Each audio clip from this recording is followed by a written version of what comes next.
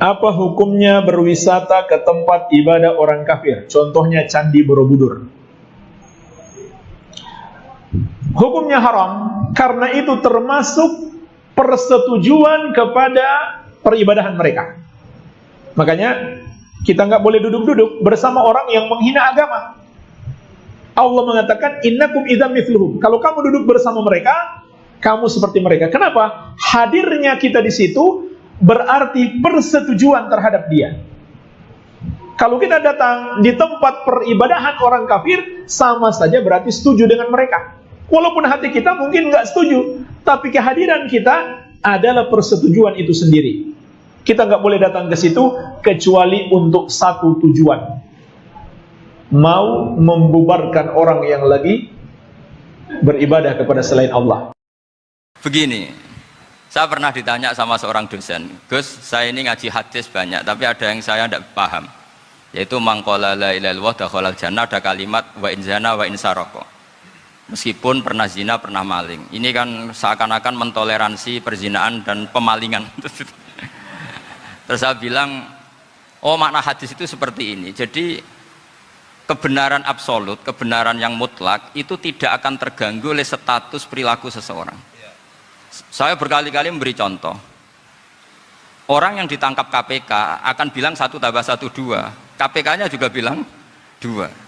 Rivalitas dalam politik, Pak Prabowo ya bilang 2, Pak Jokowi juga bilang 2. Orang yang zaniyah, yang lonte pun akan bilang 2. Muftinya juga bilang 2. Ketua MUI-nya juga bilang 2. Artinya gini, kebenaran yang absolut adalah kebenaran yang siapapun akan meyakini seperti itu. Seperti 1 ditambah 1 2. Kamu punya musuh bilang 2. Kalau ibu-ibu ini punya maru, ya marunya bilang 2 tadi tambah mama. Nggak tahu saya terjemahnya apa tadi. Nah, kebenaran yang absolut itu kebenaran yang siapapun pasti mengakui. Dan uniknya begini, saya pernah ngaji acara himmah, acara pondok sarang di Demak. Kalau kamu bilang 1 ditambah 1 menjadi 2, untuk mengatakan 2 itu kamu butuh hadiah enggak? Mereka semua jawab enggak. Kita semua enggak saja mengatakan tembok itu putih. Kenapa? Karena memang putih. Kita mengatakan 1 tambah 1 2 karena memang kita tanpa presentasi dapat hadiah, dapat penghormatan. Kenapa untuk mengatakan Allah itu Tuhan kita butuh surga? Memangnya kalau tidak ada surga Allah tidak jadi Tuhan? Ini problem orang soleh-soleh yang terlalu pesimis. Makanya nanti orang-orang soleh itu masuk surganya berat. Tapi kalau orang alim lebih gampang kira-kira seperti itu. Iya, karena kan imannya lebih bagus. Dalam hadis qudsi Allah ini yang dibuli orang-orang soleh. Laulam akhluk jannatan wala naron alam akun ahlan an uto'a, dalam hadis qudsi itu. Kalau saja saya tidak menciptakan surga dan neraka, apa saya tidak jadi Tuhan yang perlu ditaati? Apa kalau kamu tidak saya kasih uang 1 juta terus bilang 1 tambah 1 11? Enggak kan? Tetap bilang berapa? 2. Kalau kebenaran absolut yang 1 tambah 1 kamu bilang 2 meskipun tanpa mendapat hadiah. Kenapa untuk bilang Allah Tuhan kamu butuh hadiah surga? Itu kan serai ikhlas belas. Makanya saya terus mengajarkan ikhlas. Ikhlas itu bisa dilatih dengan akal, dengan pikiran, bil ilmi lah. Harus dilatih. Nah di sini ini momen atau makna yang mestinya harus difahami wa in zana wa in sarqa, bahwa kalimat ini sah meskipun dilafadzkan seorang yang pernah zina. Sama seperti 1 tambah 1 2 sah, diucapkan siapa saja sah. Dan siapapun akan mengucapkan itu secara ikhlas. Ini penting saya utarakan. Sehingga setelah ada firqah-firqah takfiri yang mengatakan orang megang keris itu syirik, ke kuburan syirik, ini syirik. Itu salah besar. Salahnya adalah tadi kalimat-kalimat atau kebenaran-kebenaran absolut ini sudah jadi sibghatullah man ahsanu minallahi sibghah. Kalimat ini begitu absolut di hatinya orang mukmin. Sehingga ketika terganggu oleh hal-hal yang adat istiadat kayak pegang keris, kayak apa, ini tidak mengganggu. Tetap kualitas iman ini di atas keyakinan adat membawa apa keris. Kalau orang membawa keris menjadi syirik karena percaya sama makhluk. Orang misalnya kejawen kalau nggak bawa keris nggak nyaman. Orang kota itu kalau nggak bawa ATM juga nggak nyaman. Itu tidak dihukumi syirik. Kamu pergi lupa bawa HP nyaman enggak? Enggak, kenapa tidak dihukumi syirik?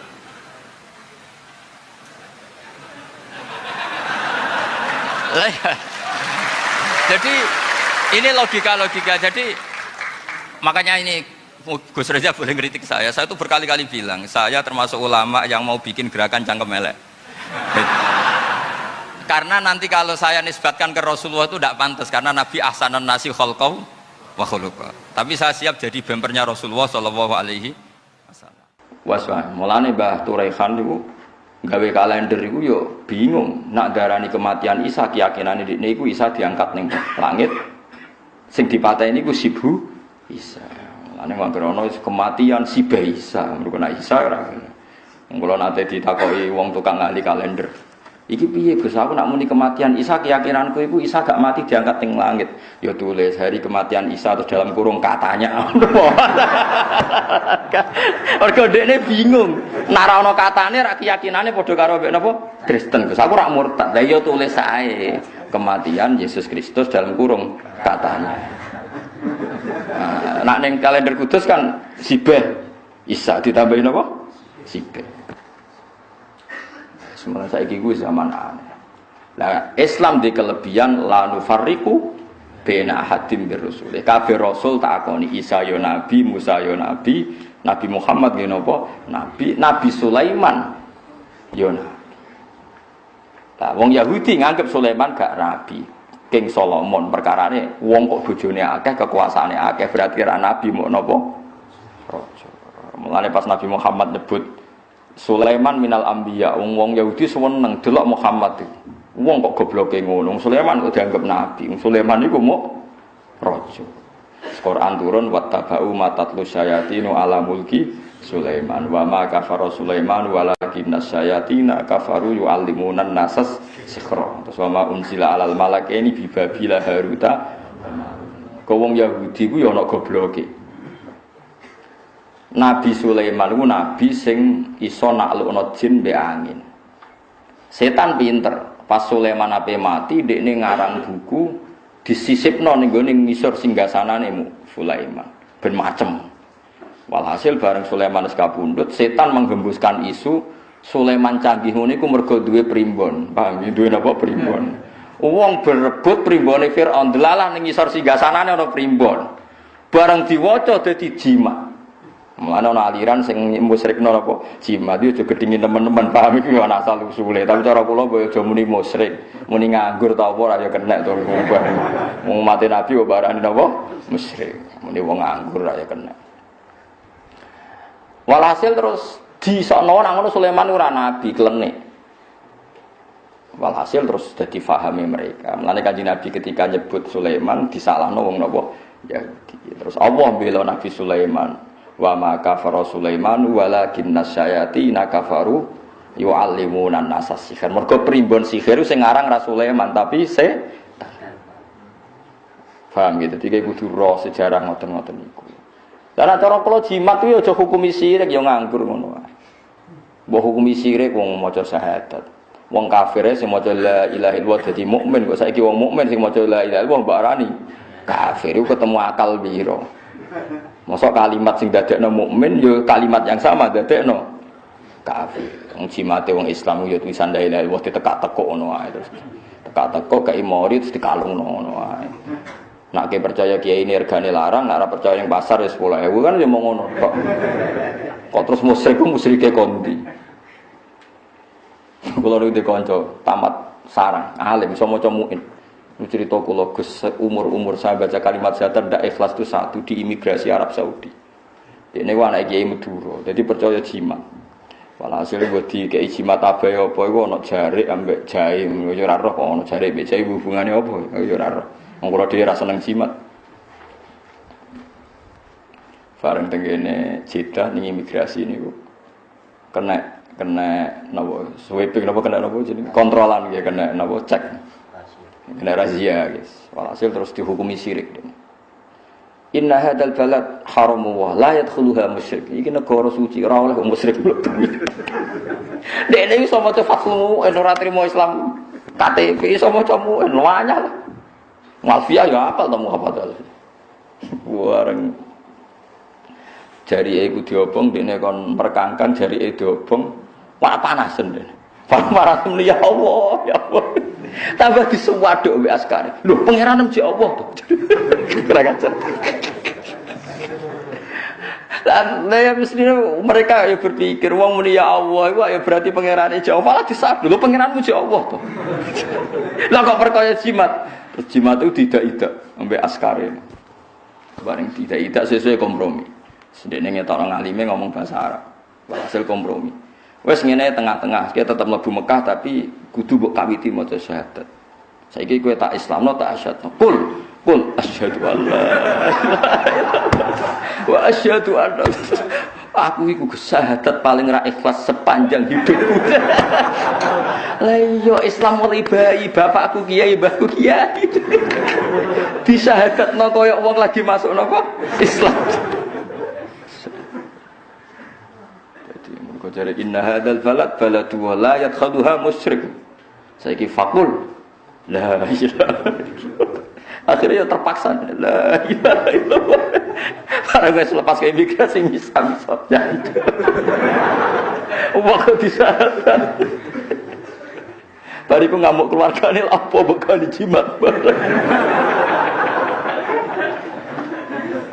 Aduh repot. Ya tapi ku senine donya wis ora usah mbok jero-jerono, ora usah takok.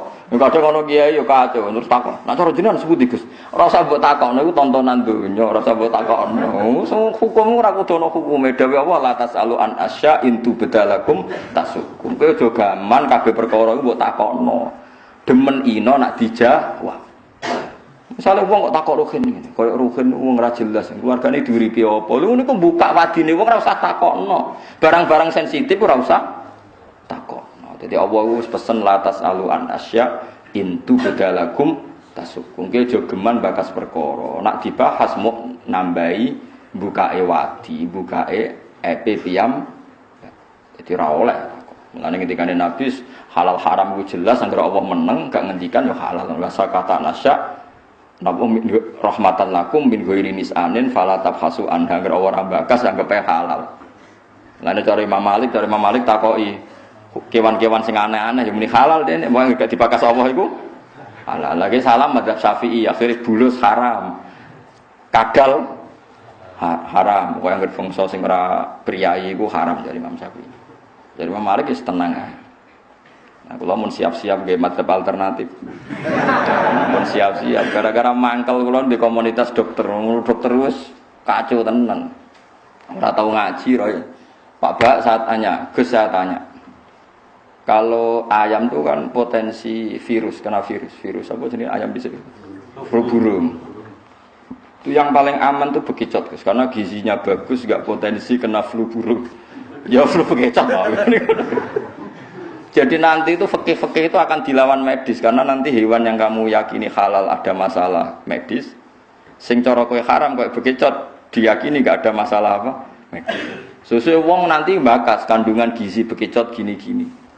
Akhirnya ono kiai Kediri, tapi ora kiai terkenal, ketrucut ngalal napa bekicot dineng sak Kediri nganti mati wong gara-gara dineng wong akeh. Tapi sakjane iki cara kula nggih biasa, artine biasa iku pancen nek Imam Malik ora dilonggar. Ora muni kula ora muni halal ya rada longgar, wong anggere takoki ndekne anggere gak dibakas Quran takok diwamuk. Quran ra bakas, ora oleh takok. Lah halal tak haram. Mbah pokoke Allah meneng ae, aku ya melok meneng gitu.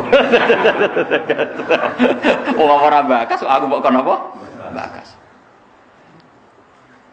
Jadi dia kudu rong, paham gitu. Terus sakniki terbukti teorine Quran bener. Islam ora iso berkembang ning daerah sing mayoritas nopo komunis. Kowe sering krungu cerita kan wong pendeta biarawati masuk Islam, tapi kira tau krungu cerita kan wong komunis masuk Islam. Kangil nerangno Allah dimulai kondi ku kangil.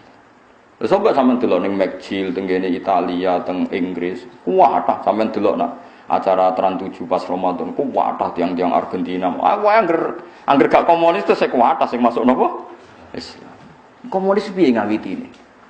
Sekolah perbandingan agama gak ono. Lho Kristen kan ono. Kayak kasus Irina itu kan dia sekolah Kristologi sampai ke Romawi. Ketika di Roma mentakok profesornya kenapa Tuhan harus 3? Ini sudah dogma lah ya, meskipun dogma alasannya apa toh kok 3 kok banyak sekali. Masih ada dialek-dialek nak ning komunis.